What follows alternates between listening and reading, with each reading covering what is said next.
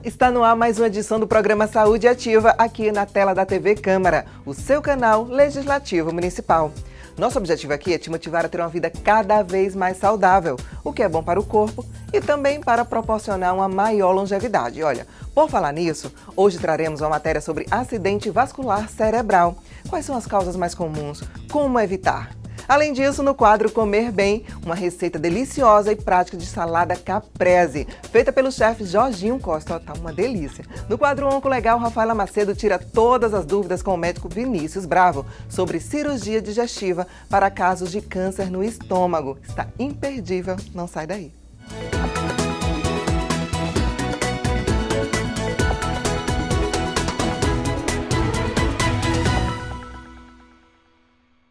O acidente vascular cerebral é a interrupção do fluxo sanguíneo nos vasos e artérias do cérebro. A doença pode ser silenciosa por vários anos. Para se ter uma ideia do perigo, a cada hora, 3 brasileiros sofrem um AVC. Só em 2015, mais de 180 mil brasileiros passaram por isso. E um dos principais fatores de risco é a pressão alta. Vamos saber mais? Roda VT. Uma das doenças que mais aflige a população brasileira é o acidente vascular cerebral, o famoso AVC. Existem muitos meios para prevenir a doença e também para tratá-la. Existem 2 tipos de AVCs principalmente, que é o chamado AVC isquêmico e o outro que é o AVC hemorrágico. O AVC isquêmico acontece por uma obstrução das artérias cerebrais. Geralmente placas de ateroma que se obstruem, pacientes que são hipertensos, podem levar a esse acometimento, diabéticos, fumantes. E o AVC hemorrágico é aquele que decorre não só de picos hipertensivos, e isso faz com que as artérias se rompam e haja o sangramento, mas também por malformações arteriovenosas cerebrais e como aneurismas cerebrais. A principal causa de acidente vascular cerebral é a hipertensão arterial. A hipertensão arterial, que é uma patologia que se chama assassina silenciosa. Por quê? Porque o paciente não sabe que é hipertenso, muitas das vezes não dá sintomas, ou muitas vezes eles sabem que são hipertensos, mas tomam de uma maneira irregular as medicações antihipertensivas, não vão ao seu cardiologista para confirmar se aquele remédio que estão tomando estão levando a um controle adequado da pressão arterial, pacientes que são diabéticos, pacientes que fumam, pacientes que estão submetidos a situações extremas de estresse, pacientes que têm hereditariedade para AVC. Então, todos esses fatores se somam e você faz uma estratificação de risco do paciente para que ele saber se ele tem uma maior ou menor probabilidade de vir a ter um acidente vascular cerebral. Uma outra causa que também é muito importante, principalmente do AVC isquêmico, é a obstrução de carótidas. Carótidas são as artérias que levam o sangue para o cérebro. Então, o que acontece? Formam-se placas de ateroma, placas de colesterol, placas de gordura nessas artérias que vão sendo obstruídas ao longo do tempo, sem dar sintomas. O paciente não sabe que é portador dessa patologia. E muitas das vezes nós os recebemos na urgência já com as sequelas advindas do AVC, como dormências no braço, nas pernas, diminuição de força, não consegue articular a palavra da maneira adequada, o caminhar e parecendo que está bêbado, como se estivesse tombando, tonto. Então você tem que ficar atento a todos esses sinais, porque se você detecta precocemente, assim como todas as doenças cardiovasculares, você tem como evitar as consequências advindas da mesma. Controle não só com medicamentos, mas com mudança de estilo de vida, como diminuição da ingesta de sal, atividade física regular, uma alimentação mais adequada de uma maneira geral. Ficar atento a todos os fatores que causam o AVC para poder controlá-los e evitar que isso aconteça. Porque pode chegar a um paciente jovem ter que ficar numa cama ou numa cadeira de rodas para o resto da vida sem produção, sofrendo. Então, eu acho que prevenção, saber os fatores de risco que você possui, controlá-los de uma maneira adequada e evitar o estresse, a sobrecarga para poder não ter essa patologia tão danosa que é o AVC. Agora vamos a um breve intervalo, mas eu volto já já, hein? Fica aí.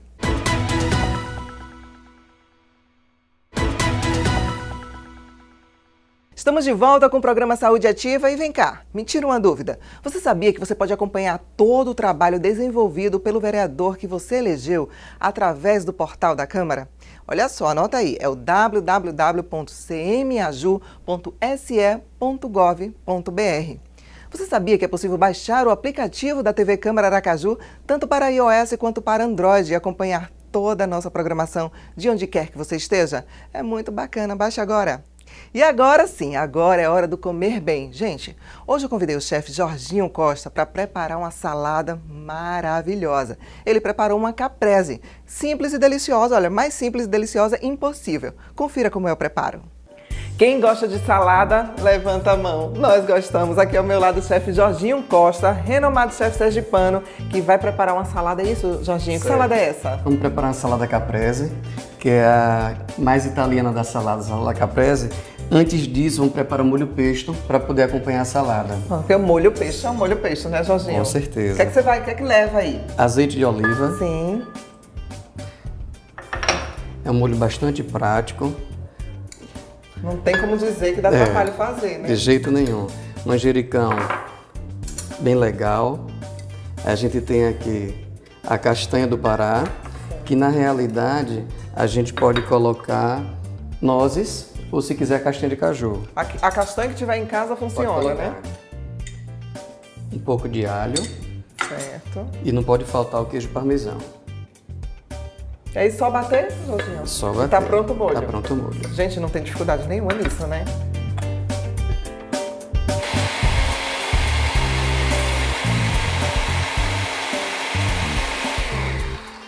Já tá pronto? Está pronto. A gente tem que verificar a textura, Jorginho? Como é que a gente sabe o momento que tá pronto? Tem que parar de bater? Quando ele tiver aqui, que ele não tiver mais pedaço nenhum, né? Entendi. Cremoso, mas sem pedaços grandes, né? E ele vai ficar assim um pouco poroso devido ao queijo parmesão. Certo. E um detalhe importante e uma dica, se quiser manter essa textura verde dele, do manjericão, por causa da acidez, quando bate, coloca 2 pedrinhas de gelo. Olha só, dica aí do chefe, anota 2 pedrinhas de gelo. 2 pedrinhas de gelo. E mantém esse tom, né, do manjericão. A gente não pôs aqui porque o manjericão estava com água, estava no congelador, então ele estava bem geladinho, né? Você já fez esse preparo prévio justamente para isso. Olha aqui. Feito o molho, a gente vai pro preparo da salada agora propriamente dita, né, Jorginho? Prática, rápida, como é que é isso? É uma salada simples, prática, rápida para você fazer em casa.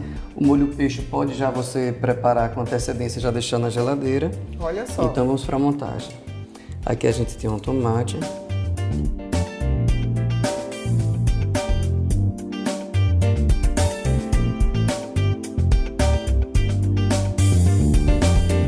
Mussarela de búfala.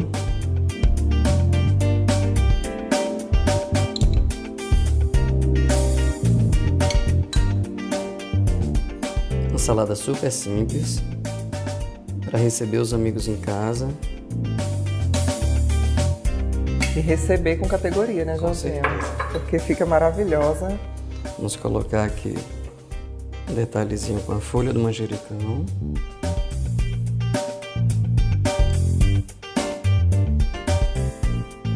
É uma clássica salada italiana, né?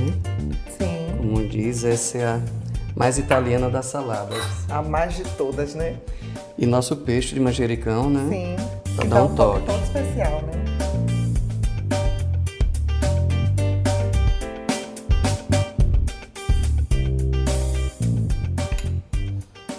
E não podendo faltar o azeite, O azeite, né? Porque salada sem azeite não...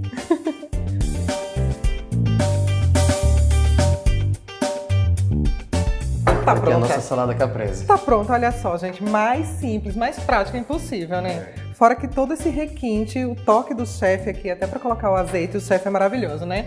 Jorginho, agora é hora de provar, né? Vamos saber se tá bem. Olha só, semana que vem eu vou provar agora, eu tenho certeza que tá maravilhosa, mas semana que vem a gente tem um quadro novo. Jorginho, você já tá convidado, A gente já tá com o próximo prato para a próxima semana e estamos aqui com a salada caprese. E lembrando que o manjericão, né, você faz com antecedência para quando chegar na hora é só fazer a montagem. E o manjericão é que dá o toque todo na salada. Pois é, dicas anotadas, a gente tem um encontro marcado semana que vem, espero você. Viu só? Você viu só o visual, mas eu provei, hein? Estava uma delícia. E agora, mudando de assunto, olha, estou esperando suas sugestões e críticas. Envia tudo para mim, tá? O e-mail é produçãotvcâmara@cmaju.se.gov.br.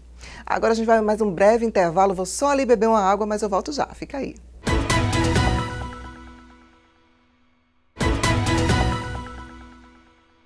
Estou de volta e chegou a hora do quadro Oncolegal com Rafaela Macedo. No programa de hoje, ela conversa com o médico Vinícius Bravo sobre cirurgia digestiva para câncer de estômago.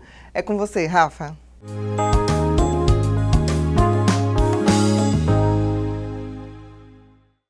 Oi, Gil, que Deus abençoe você. E hoje, mais uma vez, trouxemos esse grande amigo, Dr. Vinícius Bravo. Ele é médico do aparelho digestivo e vai conversar hoje com a gente falando sobre obesidade. Vinícius, seja muito bem-vindo. É uma honra muito grande receber você aqui novamente no nosso programa. Obrigado mais uma vez pela honra, Rafa. O tema, a obesidade tem a ver com câncer? Infelizmente sim, entendeu? À medida que a gente percebe que as taxas de obesidade no país vêm crescendo, entendeu? A gente faz uma relação que a obesidade é fator de risco para alguns tipos de câncer, entendeu? Não só pelo excesso de gordura, mas também pelo hábito alimentar errado, que também pode propiciar alguns tipos de câncer, entendeu? A gente estima hoje em dia que no Brasil cerca de metade da população tem algum grau de excesso de peso, que vai desde um excesso leve até a obesidade considerada severa ou mórbida. Hoje em dia a gente tem algumas regras para indicar ou não a cirurgia, entendeu? Normalmente a gente usa uma fórmula que é uma conta matemática em relação de peso e altura, para a gente graduar obesidade leve, moderada e severa, entendeu? Essa obesidade severa teria indicação cirúrgica, a obesidade leve a moderada dependeria muito de doenças associadas, né, que têm relação com obesidade, mas que possam trazer problemas não só cardiovasculares, mas articulares, hormonais e também alguns tipos de câncer. Em relação ao tratamento, vou falar da minha parte, o tratamento cirúrgico, né? A gente tem algumas cirurgias aprovadas pelo Ministério da Saúde, Conselho Federal de Medicina e a Sociedade de Cirurgia Bariátrica, entendeu? A mais realizada, que é a cirurgia de Capella ou a redução gástrica, que é popularmente conhecida, né, o bypass gástrico, são nomes como a gente determina, que a gente trabalha de uma maneira que a gente reduz um pouco o tamanho do estômago e modifica o trânsito do alimento no intestino de uma maneira que a comida não seja totalmente absorvida. E com isso a gente consegue uma perda de peso segura, prolongada, o paciente não fica naquele efeito sanfona, né? E com bons resultados, entendeu? O paciente perde peso, entendeu? Lógico que precisa ainda assim, mesmo com a cirurgia, precisa de um acompanhamento com nutricionista, com psicólogo, tá? Para poder ter uma perda de peso adequada, entendeu? Não tenha risco de voltar a ganhar esse peso e emagreça com saúde. A gente tem, junto com acompanhamento com endocrinologista, ou nutrólogo, ou nutricionista, atividade física, a gente tem dieta, que aí varia, depender do profissional, tá certo? Infelizmente tem aquelas dietas da moda, do verão lá, mas o ideal é ter um profissional especialista na área para orientar qualquer tipo de dieta que vai ser personalizada para o paciente. A gente tem uso de medicações, existem medicações para controlar a glicemia, diminuir a ansiedade, diminuir compulsão alimentar, entendeu? São várias medicações no mercado, tá? E atividade física, né? E principalmente uma coisa que nunca deve deixar de ser focada pelo paciente é isso, é atividade física com dieta. Essa é a combinação mágica para conseguir uma perda de peso adequada e saudável e duradoura, entendeu? A cirurgia entraria no caso de uma obesidade mais severa ou quando você já tem alguma doença relacionada ao excesso de peso que tenha risco para o paciente, seja risco em qualidade de vida ou risco de mortalidade. Geralmente são doenças cardiovasculares, diabetes, principalmente essas duas.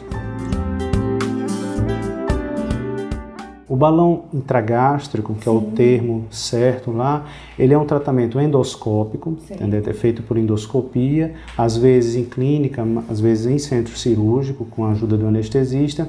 E como é feito? A gente, através da endoscopia, a gente coloca um balão, uma bola insuflada em torno de 500 a 600 ml de líquido e que vai dar uma sensação de peso, uma sensação de estômago cheio, de saciedade permanente. Com isso, o paciente não tem fome, diminui a fome do paciente, entendeu? Ele come menos e a gente consegue uma perda de peso. Tem alguns detalhes, entendeu? Precisa ter um acompanhamento nutricional, um acompanhamento psicológico parecido como se fosse preparar para a cirurgia. Outra coisa também, tem que ser trabalhado que o balão é temporário, entendeu? A gente tem habitualmente balões com duração de 6 meses, depois disso a gente recomenda retirar, tem que ser retirado. Tem alguns balões mais novos de 1 ano, entendeu? Mas mais do que isso a gente ainda não tem. Entendeu? Então, depois desse período, o balão tem que ser retirado e o paciente já tem que estar reeducado em relação aos seus hábitos de vida, atividade física, porque senão, na hora que a gente retira o balão, ele vai voltar ao estado natural de antes do balão intragástrico, entendeu? Com a chance de engordar tudo de novo. Em relação a resultados, o balão não tem uma taxa de perda de peso tão grande quanto a cirurgia. A gente estima mais ou menos alguma coisa entre 20% do peso, entendeu? Então tem que ver exatamente qual a indicação, qual é o paciente que se beneficiaria. Geralmente são aqueles pacientes com obesidade mais leve a moderada, que não tem indicação para cirurgia. E em alguns casos de pacientes com obesidade muito avançada, que tem risco para cirurgia, mas que precisa perder peso para chegar num nível de saúde que o risco cirúrgico diminua. Então a gente coloca o balão, entendeu? O paciente perde aquele peso, mas ainda tem indicação de cirurgia, mas está mais apto, com menos riscos para o procedimento. O que eu costumo conversar com os pacientes é que a decisão da cirurgia bariátrica não é só matemática, precisa que a pessoa queira. Por quê? Além da cirurgia, do risco cirúrgico, do medo da cirurgia, isso aí é próprio de cada pessoa, existem modificações. Vai ser modificada a maneira de se alimentar, entendeu? Vai ser modificado com a perda de peso, todo o seu ambiente social muda, geralmente para melhor, mas a gente também tem que identificar se a pessoa está apta a essas modificações da sua rotina, do seu dia a dia, entendeu? E é isso que a gente pede sempre, entendeu? Para o acompanhamento psicológico, entendeu? É obrigatório no pré-operatório e a gente sempre orienta os pacientes para continuar esse acompanhamento psicológico para essas adaptações de estilo de vida, percepção corporal, alguma compulsão alimentar que possa ter alguma alteração psíquica, psicológica, que precisa ser resolvida antes, durante e depois do processo cirúrgico, entendeu? A gente sempre orienta isso aí. Mas de uma maneira geral, eu tento não focar como uma decisão matemática. Ah, não, se atingir o nível de peso é obrigatório operar. Não é bem assim, tem que ser uma decisão pessoal e de preferência junto com a família, porque todo mundo tem que estar envolvido nesse processo. É verdade. E assim, Vinícius, também uma coisa que a gente percebe assim, como é feita a cirurgia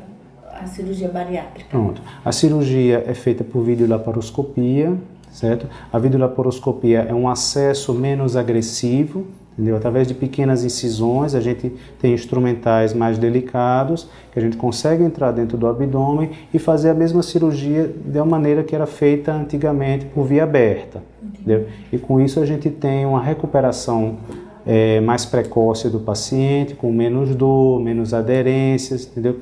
E de um modo geral, um retorno à sua rotina de vida bem mais rápida.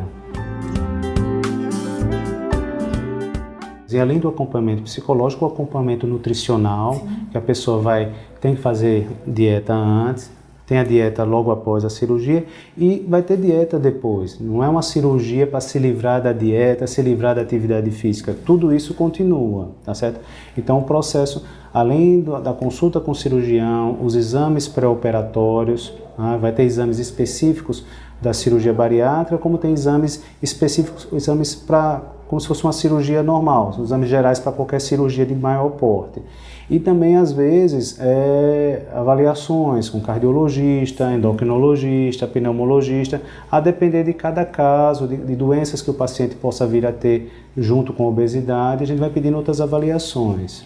Vinícius, então assim, por exemplo, o tempo, né, da cirurgia é um tempo longo, ela interna antes, faz a cirurgia e no outro dia vai para casa? Qual é esse período? Às vezes, entendeu? A média é mais ou menos 3 dias de internação total, tá certo? Interna no mesmo dia da cirurgia, entendeu? Aí vai embora no 2º dia após a cirurgia, entendeu? Às vezes pode ir no dia seguinte, mas depende muito de como o paciente esteja, da rotina da equipe que operou. Varia um pouquinho isso aí, mas em média são 3 dias de internação. E a cirurgia em si, ela é longa? Hoje em dia, à medida que as equipes vão desenvolvendo habilidade, entendeu? O tempo cirúrgico reduziu bastante, entendeu? Estima-se que, em média, alguma coisa assim entre 1 hora, 1h30 de tempo cirúrgico, né? Lógico que tem um tempo de preparo, entrar no centro cirúrgico, anestesia, mas o tempo cirúrgico, por conta do cirurgião, em torno de 1 hora mais ou menos. Entendi. Então eu queria que você deixasse agora um recado para todas aquelas pessoas assim, que como a minha tia, sabe que é o caso cirúrgico, né? E que é uma obesidade severa, né? E que não tem coragem, na verdade, de fazer a cirurgia, com medo.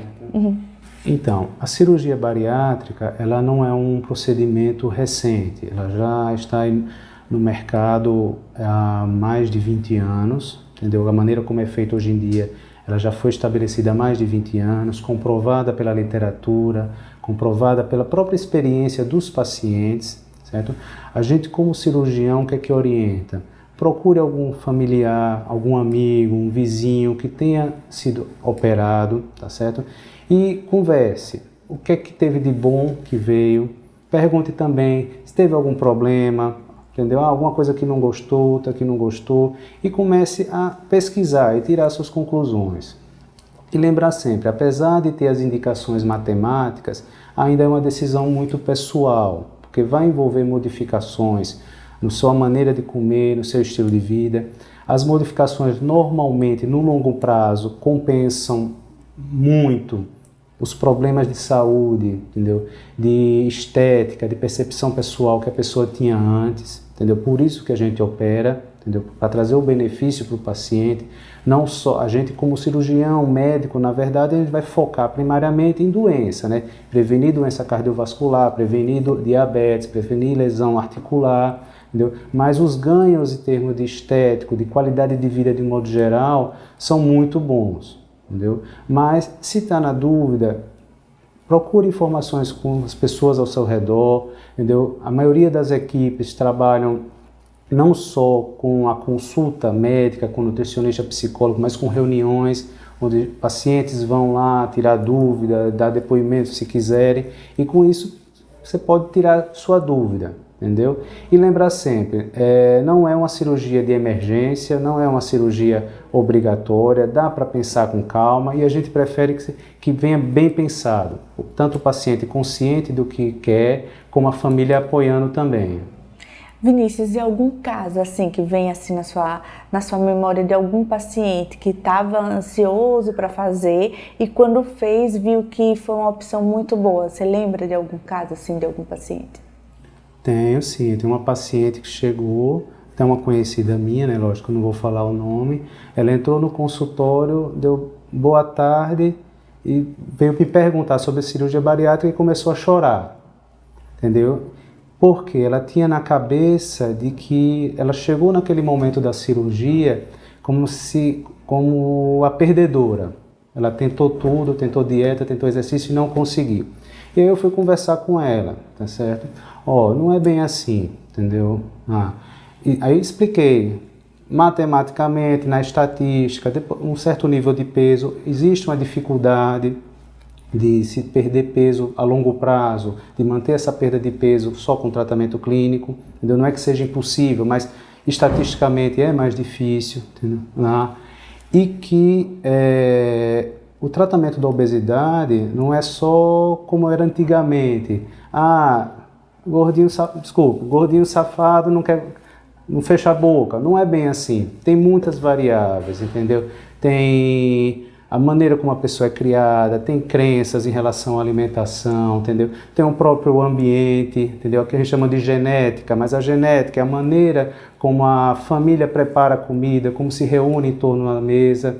Tudo isso passa e tudo isso fica como costume da gente e é difícil tirar, entendeu? E além de outros fatores, que a nutricionista vai intervir, psicólogo vai intervir, o próprio endocrinologista, existem doenças que aumentam o peso mesmo, que tem que ser investigadas no pré-operatório também, entendeu? Então, a obesidade não é encarada hoje em dia como era antigamente, que é só uma questão de querer ou não querer emagrecer, entendeu? Tem muitos fatores envolvidos, entendeu? E não é uma questão do paciente se sentir perdedor. Talvez ele não tenha tido acesso a todas as oportunidades, né? Mesmo que no final das contas esse paciente decida por não operar, mas pelo menos ele saiu consciente de que existem alternativas, entendeu? No final das contas o paciente está super feliz, entendeu? Se empolgou com a academia, agora recentemente fez plástica, está muito feliz, né? E é um dos casos assim que eu vislumbro que na verdade, ela veio procurar informação, mas hoje em dia é ela que me ensina. Pois é, Vinícius, olha, que bate-papo esclarecedor. Obrigado, demais. É sempre importante a gente conversar, né, sobre saúde, sim, porque é nosso bem mais precioso. Nosso bem mais precioso, então você já sabe que vai vir outras vezes. Okay, obrigado. À tua disposição. Obrigada a você, Vinícius, sempre. Gil, meu amor, segue com você. Deus te abençoe e um beijo no coração de todos.